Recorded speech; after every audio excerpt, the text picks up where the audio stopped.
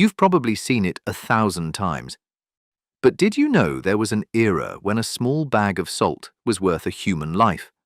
Why was this white gold that built empires transformed into cheap, soulless grains in your shaker?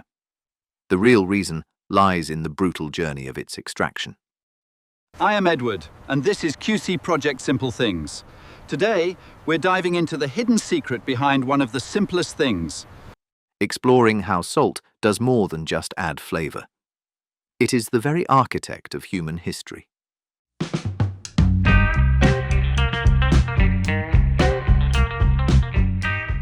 Before it became the anonymous grains in a modern shaker, salt was the most powerful force in the human kitchen. At its core, salt is a perfect crystalline lattice of sodium chloride, but its true function is the ability to extend the lifespan of food. Consider how the ancient Egyptians and the Chinese utilized it thousands of years ago. In a world without refrigeration, the greatest challenge was preventing food from rotting immediately after harvest. Salt solved that puzzle by drawing moisture out of cells, halting decay, and keeping meat and fish edible for extended periods. This capability created the very stability of civilizations. In the Roman world, salt's value was so profound that it became the root of the word salary, which we still use today.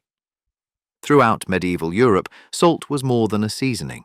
It was the lifeblood of trade routes, a tool for taxation, and a symbol of power. A substance capable of protecting human sustenance from putrefaction was never a minor advantage. Salt provided more than flavor. It provided time. It allowed food to be stored, transported, and traded, ultimately shaping the architecture of warehouses and long-distance maritime voyages.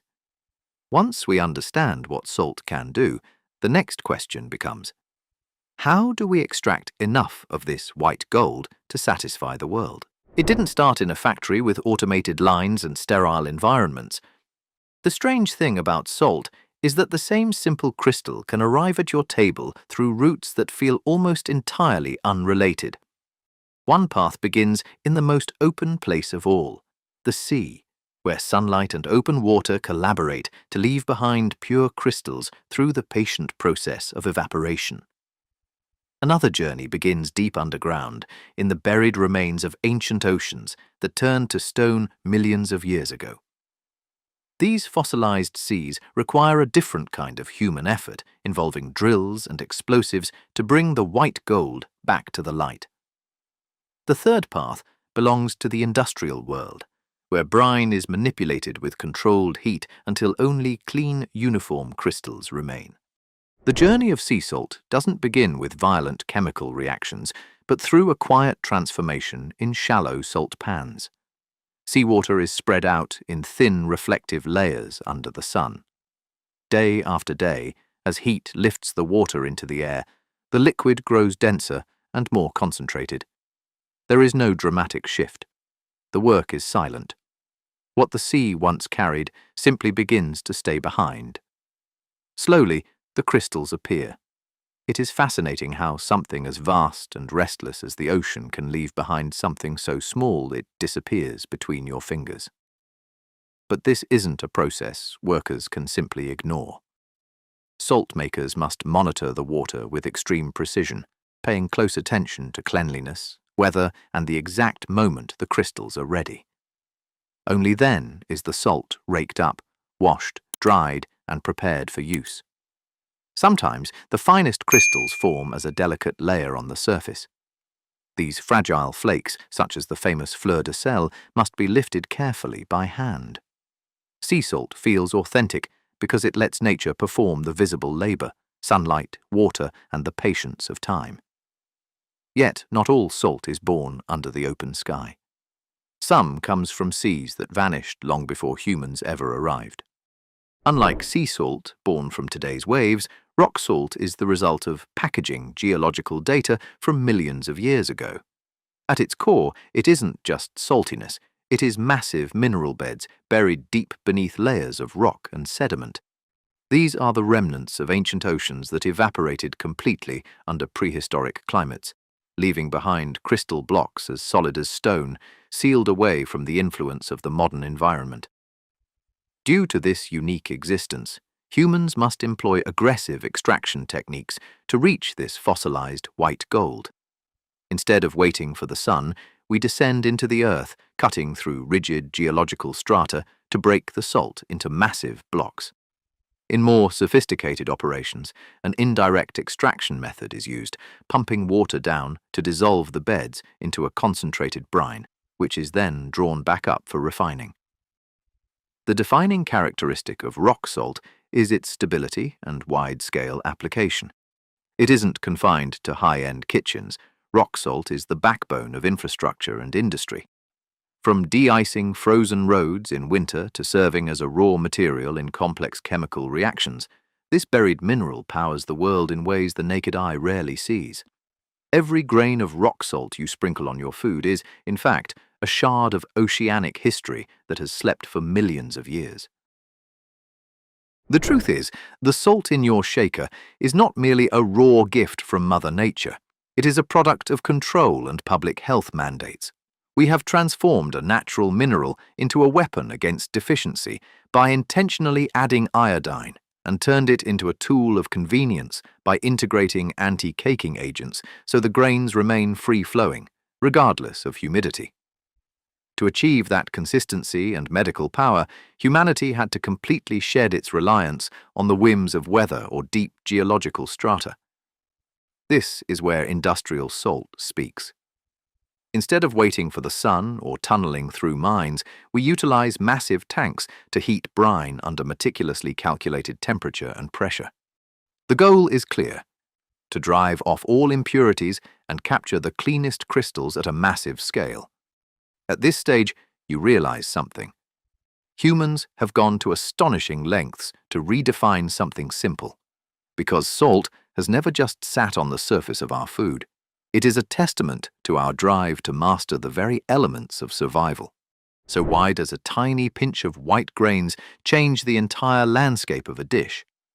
Why can food taste flat one moment and suddenly feel complete after only a small contact with salt?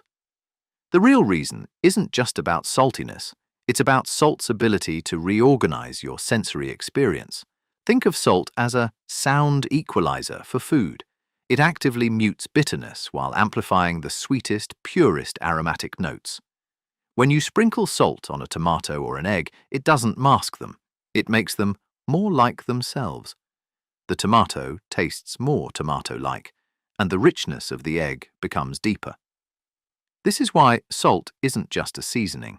It defines an ingredient's identity. But salt's power doesn't stop at the tongue. It is also a formidable structural engineer. In bread making, salt acts as the silent reinforcer of the gluten network, giving the dough its necessary strength and elasticity. Without it, the structure feels loose and unstable. In meat, salt performs a moisture miracle through osmosis. It alters how proteins behave, helping meat remain succulent, firm, or tender, depending on when it is applied. Most importantly, salt holds the power of time, one of humanity's oldest strengths. By reducing the water available for bacteria and mold to survive, salt slows down decay, allowing food to last longer after its creation. From curing fish to preserving meat, salt is the brake that halts the destruction of time. Even the crystal size matters. A coarse crystal lands on the tongue differently than a fine one. They dissolve at different speeds and release flavor in entirely different rhythms. Salt is powerful precisely because it operates on 3 levels at once: taste, structure, and time. Don't let the vibrant hues of Himalayan pink salt or the mysterious dark tones of black lava salt fool you into thinking you're consuming a miracle cure. The raw truth is that all salt is essentially sodium chloride. Those striking colors are merely trace minerals, a fascinating natural impurity, but their nutritional impact is far too negligible to alter your health through a simple pinch. So why do we still pay a premium? The answer lies in the manipulation of experience through geometry. The real distinction isn't mystical. It's about how the crystal behaves on the palate. Fine salt spreads rapidly and seasons evenly, making it ideal for chemical reactions requiring total consistency. Conversely, flaky salt delivers a dramatic touch. It shatters delicately between the fingertips and creates sudden bursts of flavor upon impact. The ultimate misconception is labeling one salt as superior and another as ordinary. In reality, crystal shape, texture, and mineral traces only matter because they shift the rhythm of flavor. Once you master this logic, you realize you aren't paying for a colorful fairy tale. You are investing in the architecture of enjoyment. Once you understand why salt crystals are never identical, a practical question follows. Which salt should you actually reach for in your kitchen? The truth is, the best salt isn't necessarily the rarest or the most expensive. It is the one that best fits the task. For everyday cooking, the most effective answer is the simplest: prioritize consistency. If your goal is marinating, seasoning soups, making sauces, or kneading dough, choose fine salt. The reason lies in the dissolution speed. It dissolves rapidly and penetrates the food structure evenly, allowing for total flavor control. Conversely, if you are at the finishing stage, reach for flaky salt. These delicate crystals aren't meant to dissolve. They are born to provide a light crunch and a sophisticated touch on the surface. While large crystals may look striking, they are often an impractical choice for routine seasoning. Shift your mindset. For cooking, choose stability. For finishing, choose texture.